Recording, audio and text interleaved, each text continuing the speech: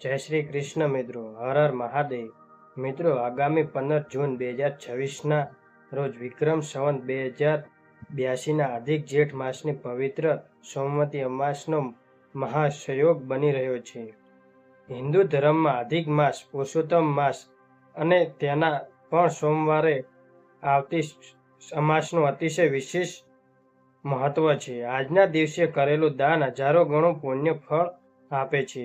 આ દિવસોમાં મહિમા સમજવા માટે એક અદ્ભુત પૌરાણિક વાર્તા આજે અમે તમને સંભળાવીશું.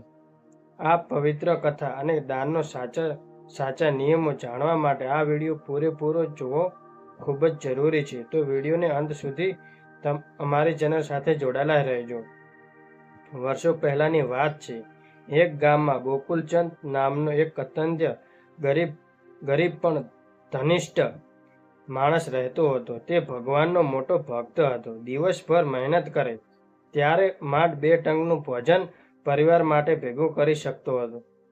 એક સમયની વાત છે જ્યારે અધિક જેઠ માસ ચાલી રહ્યો હતો. ગામમાં પંડિતજીએ મંદિરમાં જાહેરાત કરી કે આવતીકાલે સોમવતી અમાસ છે. પંડિતજીએ કહ્યું, અધિક માસ એટલે ભગવાન વિષ્ણુનો પ્રિય પુરુષોત્તમ માસ અને તેમાં સોમવતી અમાસનો સંયોગ. આ દિવસે ગંગા સ્નાન, પિતૃ તર્પણ અને ગરીબોને કરેલું નાનું એવું દાન પણ વ્યક્તિના તમામ પાપો નષ્ટ કરે છે અને અતુષ્ટ ધન સંપત્તિ આપે છે. ગોકુલચંદે આ સાંભળ્યું પણ ઉદાસ થઈ ગયો. તેણે વિચાર્યું, મારી પાસે તો દાન કરવા માટે એક કોડી પણ નથી. હું પુણ્ય કેવી રીતે કમાઈશ? તે રાતે ઘરમાં ખાવા માટે માત્ર થોડો ગોળ અને એક વાટકી લોટ જ બચ્યો હતો. ગોકુલચંદની પત્નીએ કહ્યું, સ્વામી, ભગવાન ભાવનાનો ભૂખ્યો છે, ધનની નહીં. આપણી પાસે જે છે તેમાંથી જે આપણે દાન કરીશું. બીજા દિવસે 15મી તારીખે સોમવતી અમાસની સવારે ગોકુલચંદે વહેલા ઉઠીને સ્નાન કર્યું. તેમણે ભગવાન સૂર્યનારાયણ અને પિતૃઓને જળ અર્પણ કર્યું. ત્યારબાદ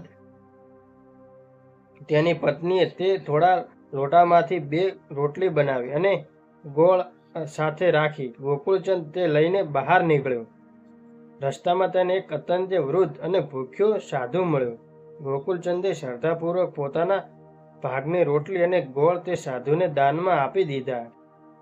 પાછા ફરતી વખતે એક ગાય માતા જોવા મળી તો પત્નીના ભાગની રોટલી ગાયને ખવડાવી દીધી અને પોતે માત્ર પાણી પીને ભગવાનનું સ્મરણ કરવા લાગ્યા.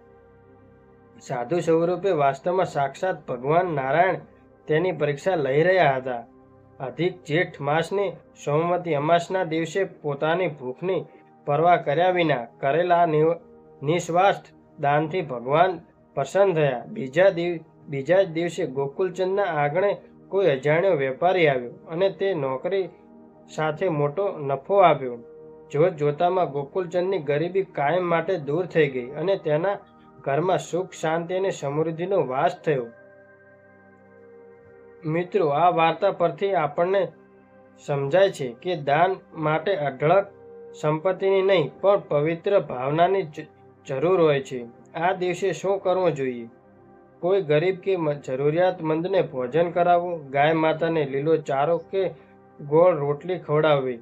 આકરી ગરમીની ઋતુ જેઠ માસ હોવાથી છત્રી માસ, પગરખાં કે ચંપલ કે સુતરાઉ વસ્ત્રોનું દાન કરવું.